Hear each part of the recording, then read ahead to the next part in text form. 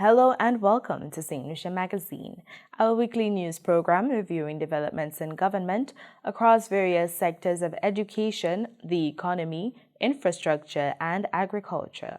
I am your host, Nival Auguste. In this week's highlights, the Prime Minister addressed the nation for the first time in 2025, and the lineup for St. Lucia Jazz and Arts Festival has been announced.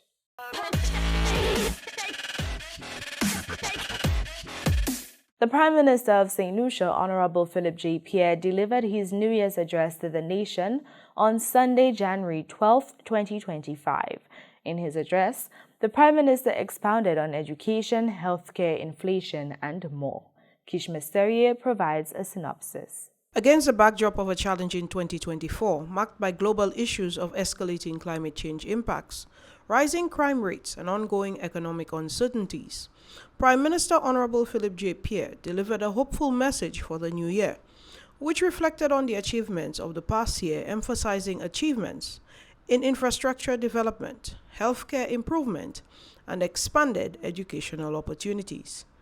The year 2024 was in many respects an inspirational and very productive year for our country, particularly in the field of sports, economic growth, youth employment, tourism, healthcare, education, and infrastructure. In 2024, we registered significant economic growth. We increased social support to the vulnerable population, expanded scholarship disbursements, enhanced healthcare services, youth development, financial support to small and medium-sized businesses. We expanded housing opportunity for public servants and increased incomes to pensioners. The Prime Minister outlined the government's vision for the year ahead, indicating that his government would build on its infrastructural projects with further investments in roads, houses, seaports, and airports. The fiscal year 2024-2025 was dubbed the Year of Infrastructure. But infrastructure development will continue beyond March and be intensified throughout 2025, with significant investments in housing, seaports, airport, and road construction. The congestion on the Sir Julian R. Hunt Highway, which could have been alleviated 8 years ago, were it not for the cancellation in 2016 of the fully financed plans for its improvement, is of serious concern to the government. And in 2025, there will be a number of initiatives to relieve it. Additionally, the Shock Bridge is to be replaced with a new one. Prime Minister Pierre also addressed the issue of inflation, stating that though a global concern, his government continues to minimize its impact. In 2021, global inflation had risen to about 8%, caused by the effects of the COVID-19 pandemic, supply chain disruptions, and the war in Ukraine. And while it has begun to subside in some major economies, it is still significantly above pre-pandemic levels for the majority of countries, including St. Lucia. I wish to stress that this inflation is imported. We do not influence the cost of imported goods, but as a government which cares, we have taken measures to reduce the price of these goods to consumers. Prime Minister Pierre has confirmed the significant progress on the St. Jude's Hospital reconstruction, assuring of an end to temporary healthcare facilities for those in the south of the island. After securing the necessary funding from the Saudi Fund for Development, we are at the final stage of completion and commissioning of a new, modern, fully equipped St. Jude Hospital at the original site. We are confident that the new St. Jude Hospital will open its doors to the public in 2025. Once again, I want to thank the medical staff and workers at the hospital for working under such challenging conditions at the stadium for many years. I want to assure you that the end to your ordeal is over. The Prime Minister highlighted successes in sports and significant improvements in the education sector, which now boasts various TVET institutions. 2024 also saw the introduction of the Insolvency Act, which provides citizens the ability to renegotiate loan terms in times of financial hardship. The Prime Minister encourages unity, support, and a determination to build on the work already started. For the Government Information Service, I am Kishma Seri. The Ministry of Agriculture, Fisheries, Food Security and Rural Development, under the Unleashing the Blue Economy of the Caribbean (UBEC) project, took steps to highlight continuing actions to protect public health and the economic stability of fishermen through the distribution of ice bins. In a significant stride toward enhancing food security and supporting the local fishing industry, the Unleashing the Blue Economy of the Caribbean (UBEC) project, through its Contingent Emergency Response Component (SERC), has commenced the distribution of 42 ice bins to Fisherfolk Cooperative across St. Lucia. These ice bins, with capacity of 69 and 99 gallons, are a vital addition to the fisheries sector. They are designed to preserve the quality of fresh catch, nutritional value, and safety of seafoods from the ocean to consumers' plates by ensuring proper cold storage. Chief Fisheries Officer Sarita Williams-Peter expresses that this development aligns seamlessly with the goals of the National Fisheries Policy, which seeks to strengthen the sustainability and profitability of the fishing sector. Cold storage is critical in the journey of fish from ocean to plate. Properly maintaining the cold chain from the moment of harvest ensures that fish retains its nutritional value, freshness, and safety for consumption. It is not only for protecting public health, but it plays a large part in enhancing the marketability of our local catch. The initiative addresses public health concern while boosting the marketability of St. Lucian seafood both domestically and in foreign export markets. UBEC Project Manager Shemaine Clozel highlights a number of initiatives aimed at enhancing cold chain maintenance and inputs of great need to fisherfolk. The fisheries sector is well positioned to support both of these objectives, and we are pleased as a project to be able to facilitate. It was about a year ago that we met as project team, Department of Fisheries and cooperatives to discuss how to map out some of the elements of supports under the project.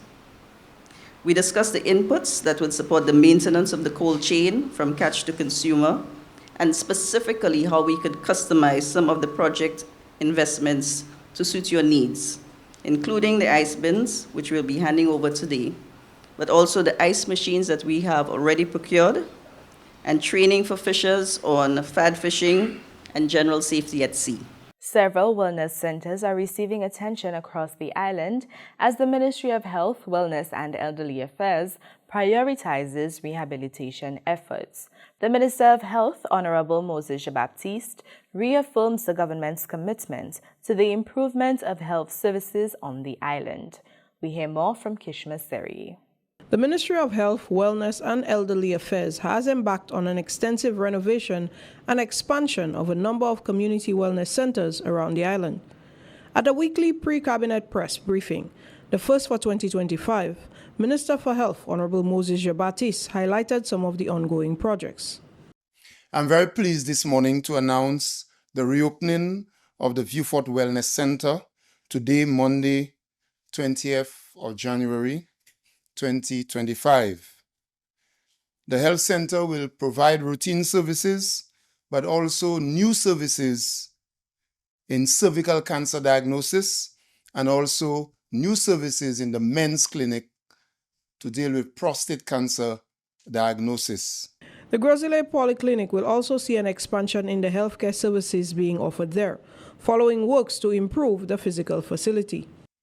Additionally, work on the Dr. Martin Didier Polyclinic, or what we knew as the Grosile Polyclinic, will begin this week. Our aim upon completion of the additional structures will be to allow the ministry to take services at the polyclinic to 24 hours. There will also be additional services at the Dr. Martin Didier Polyclinic once the works have been completed. The official renaming of the Grosile Polyclinic to the Dr. Martin Didier Polyclinic will take place upon the completion of the rehabilitation works. On the West Coast, work is set to commence on the Cannabis Wellness Center. Work on the rehabilitation of the Cannabis Health Center or the Cannabis Wellness Center is also scheduled to start sometime this week. Upon completion, we will have improved services and also additional services at the Cannabis Wellness Center. An increasing demand for services in the accident and emergency departments at both OKU and St. Jude's Hospital continue to stretch their capacity to provide care and meet patient expectations. According to Minister Jabatis, both hospitals have been actively implementing strategies aimed at reducing long wait times at the A&E departments. For the Government Information Service, I am Kishma Seri. St. Lucia is getting set to welcome another health mission to the island. Hemp Inc. is collaborating with the Ministry of Health, Wellness and Elderly Affairs to bring much-needed support for people with hand and wrist or upper extremity musculoskeletal disorders.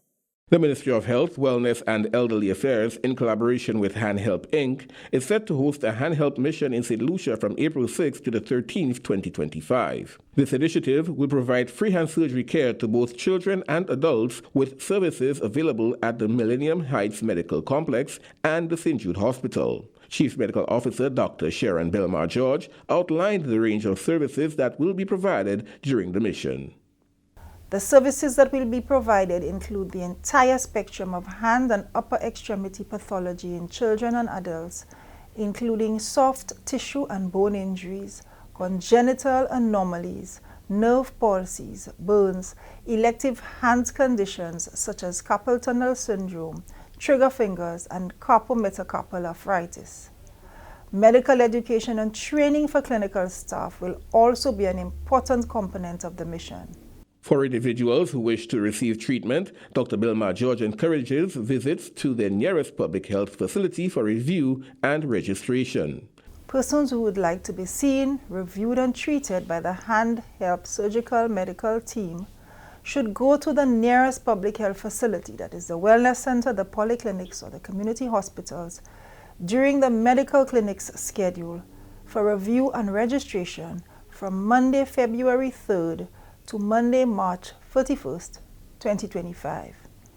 Pre-assessment and registration will also be done at the outpatient clinic of the Owen King EU Hospital from 8 a.m.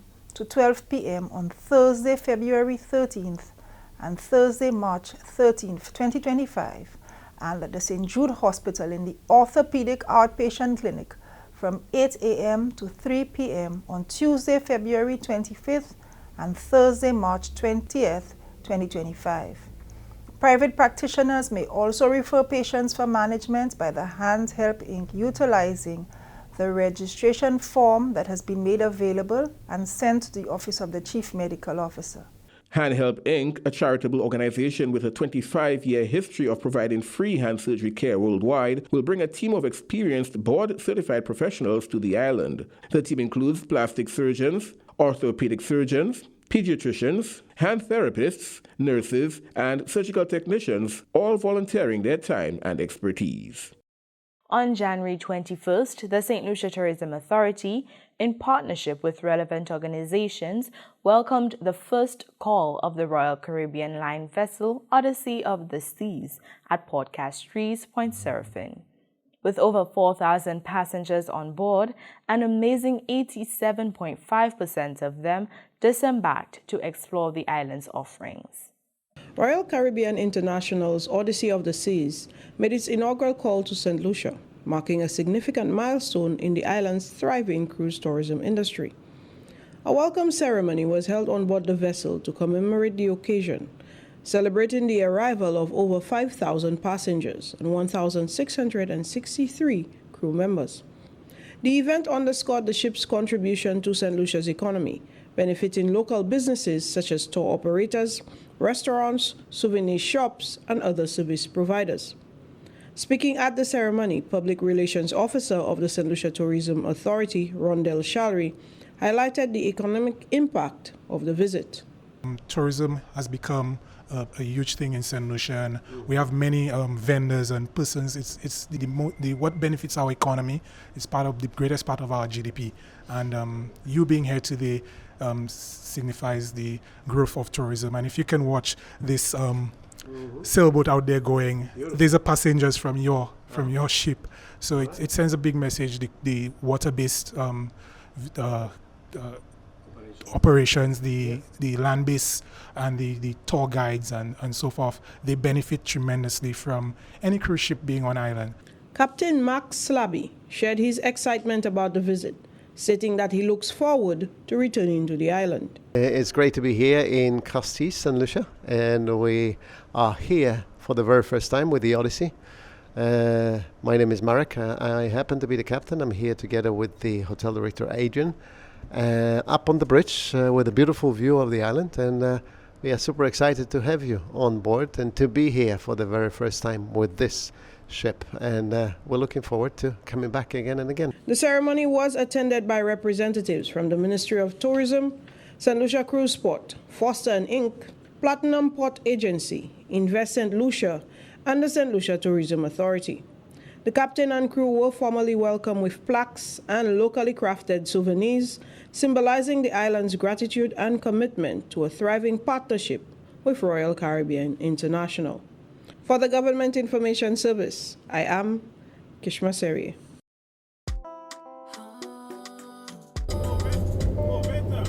Yeah, my G. Yeah. The road clear, my G. Do road. I don't feel now is the right side. Are you mean by the road clear, my G? Do road, 120. Yeah, man, that's how we do it, like real boss. Boy.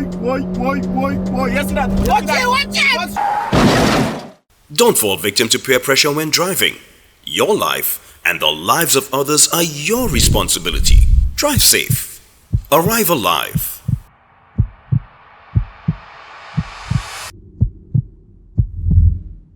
The Regulated Substances Authority, RSA, has published for public comment the Cannabis and Industrial Hemp Bill 2025. This comes on the heels of the official opening of the agency, which has an extensive mandate to regulate substances in pursuit of the protection of health and safety of citizens. Kendall Eugene reports. The newly minted Regulated Substances Authority, RSA, has begun its work program with engagement of the public on the legislation to regulate the cannabis and industrial hemp sector. The RSA, formed under the Regulated Substances Act No. 26 of 2023, is responsible for establishing and overseeing an administrative framework for regulated substances in St. Lucia. The draft Cannabis and Industrial Hemp Bill 2025 aims to regulate the cultivation, processing, and distribution of cannabis and industrial hemp in the country. RSA Chief Executive Officer, Mr. Dylan Norbert Inglis, spoke recently at a press briefing on the commissioning of the RSA. We know that the public sees the RSA as the Cannabis Authority. And though we accept that our genesis was the development of a regime to allow for legalized medicinal cannabis access, the RSA wishes the public to know that we have a higher and greater agenda.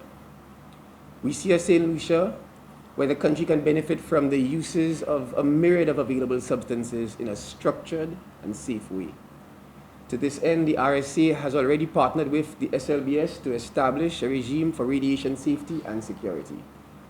The RSA will also be examining the status quo surrounding alcohol, petroleum, toxic chemicals, pesticides, explosives, with a view to revise and, if necessary, to modernize these regimes relevant to each of these substances and possibly others. Our agenda at the RSA is not to over-regulate or to interfere with the status quo without reason, but to ensure the safe, sustainable practices are in place for all the substances placed under our remit to the benefit of our people, our environment, our economy, and of course our future. The Ministry of Commerce is the parent ministry of the RSA. Minister for Commerce, Honorable Emma Hippolyte, says the entity will administer the parameters for the development of a cannabis industry here in St. Lucia. We recognize the need to explore a mechanism which benefited from more than mere boards and committees to have oversight of the regimes of regulated substances. And as a result, we have put together what we call a statutory body to have responsibility for the day-to-day oversight of these respective regimes. This administration then moved to enact the Regulated Substances Act, number 26 of 2023, creating a broad mechanism for an umbrella regulator. The Cannabis and Industrial Hemp Bill will require the establishment of a Cannabis Advisory Council to oversee the implementation and management of cannabis-related activities, a licensing framework to cover cultivation, processing, and distribution, guidelines for the prescription and sale of medicinal cannabis, and prohibitions and offenses. The draft bill is available for public review on the Ministry's website, commerce.govt.lc. The deadline for a comment is Friday, February 7th, 2025. The RSA, in its broad mandate, will also regulate the safety and security of radiation and radioactive sources on island. The RSA is also expected to assume responsibility for other substances such as petroleum, alcohol, explosives, pesticides, and toxic chemicals. The 46th anniversary of St. Lucia's independence is less than a month away, and plans are well on the way for what the Independence Anniversary Committee expects to be a memorable celebration. More in this report from Kishma Seri. The Independence 46 Planning Committee has officially launched a program for St. Lucia's 46th Independence celebration. Held at NTN Studios, the committee detailed plans for the celebration, including the National Battle Relay. The official launch of the Battle Relay will take place at the Dame Pullet Primary School on January 29, 2025. Yasmin Steele explains some of the other activities to look forward to. The evening of the 21st, we invite St. Lucians to come out in their numbers, where we'll be hosting the official flag-raising ceremony. The official flag-raising ceremony takes place Groside, Soufrière, Vieux-Fort, and at the Derek Walcott Square in Castries. So we're asking all to join in from 9 p.m. and of course we raise the flag at midnight. And of course the official fireworks where we celebrate the grand entry of our Independence Day. Export St. Lucia is on board with the Independence celebration by way of a 2-day business expo, which showcases local manufacturers, and this time the expo has shifted location. CEO Sunita Daniel tells us more. Looking ahead, we are thrilled that the 2025 Business Independence Expo will take place in Vieux-Fort, marking a deliberate effort to decentralize major events and bring opportunities closer to communities across the island. With its rich history and strategic location, Vieux-Fort promises to offer a dynamic and vibrant backdrop for this flagship event. The Parliamentary Secretary in the Ministry of Tourism, Senator Gibeon Ferdinand, addressed the launch, stating that he hopes events like these will foster national pride and unity. To reflect on the achievements of our people, so we can be truly inspired to go out and conquer the world and take our place on the global stage. Just imagine a St. Lucia, where young people can fearlessly pursue their dreams and aspirations, where the working population prides itself on building a prosperous society for future generations to enjoy, where elders can live long, fulfilling lives, where we can coexist in unity, in solidarity, in a healthy, sustainable, and resilient society. With so much to be proud of, the song Dumb Proud Lucian by Sly has been dubbed the official independence song for St. Lucia's 46th Independence celebration. A full calendar of activities is available on the Government of St. Lucia's social media platforms. For the Government Information Service, I am Kishma Seri. Under the title Portrait of the Prodigal in Autumn, Ishian Hutchinson delivered the Derek Walcott Lecture to mark the observance of Nobel Laureate Festival. The first of two lectures on the contribution of Nobel laureates Sir Arthur Lewis and Sir Derek Walcott, Hutchinson explored the appearance of autumn in some of Derek Walcott's poems. Hutchinson is a Jamaican-born poet and essayist based in New York. Kendall Eugene has the details. St. Lucia recently honored the legacy of its Nobel laureate in literature, Sir Derek Walcott, with the 2025 Sir Derek Walcott Memorial Lecture held during the annual Nobel Laureates Festival. This prestigious event celebrated the life and work of Walcott, whose words captured the heart and soul of the Caribbean. Delivered by acclaimed poet Aishan Hutchinson, the lecture explored themes of identity, belonging, and the eternal relevance of Walcott's work. Yet, it is here, as he had written at the end of that marvelous poem, St. Lucie, that you can see the real faces of angels. I look out now, and I believe you.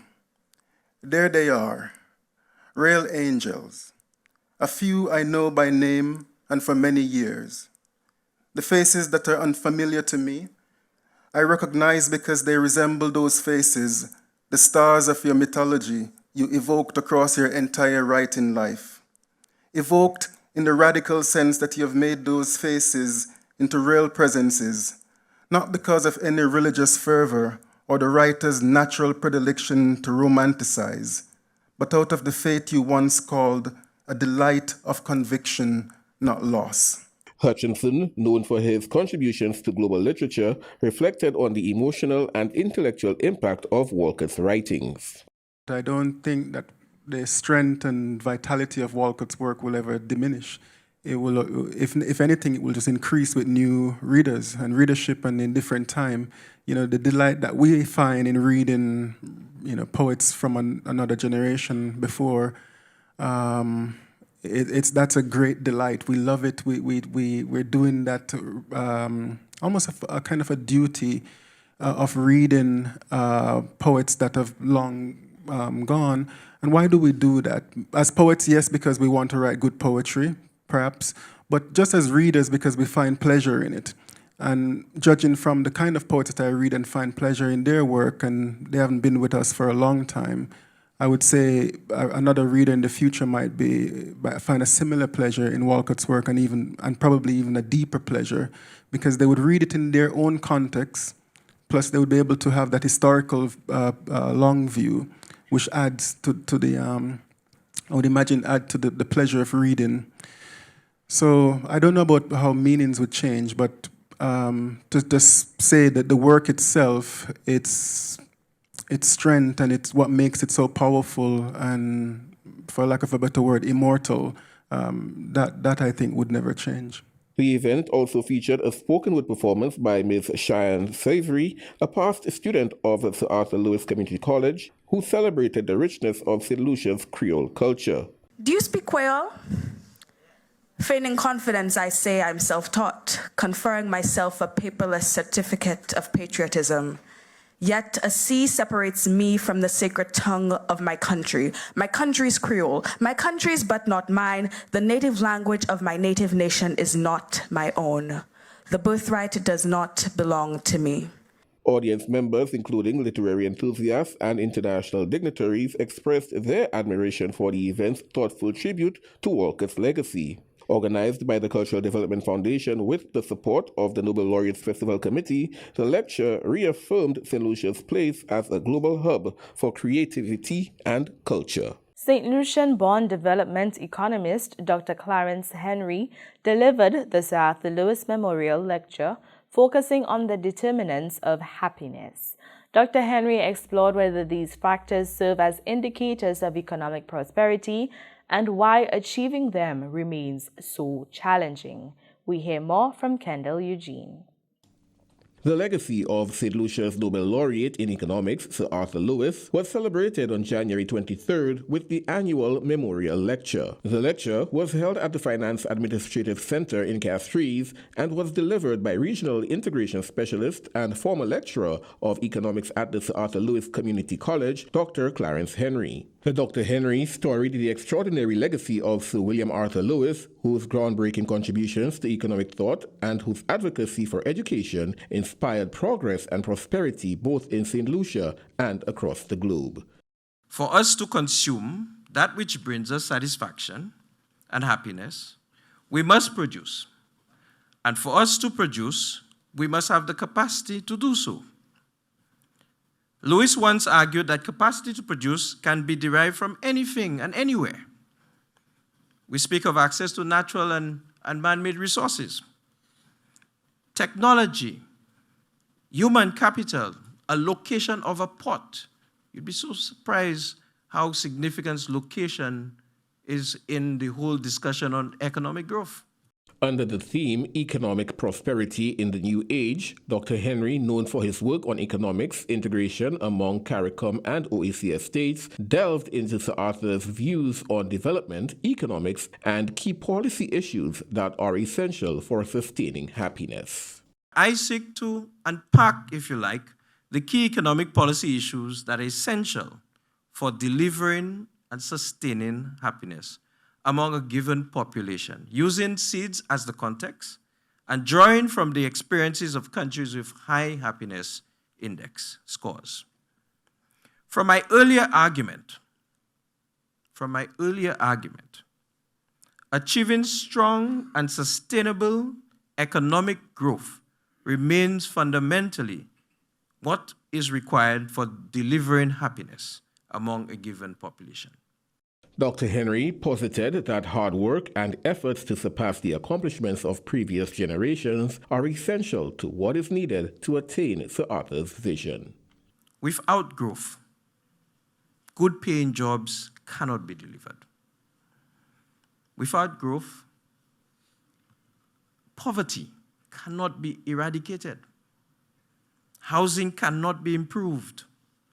And ultimately, there will be little happiness.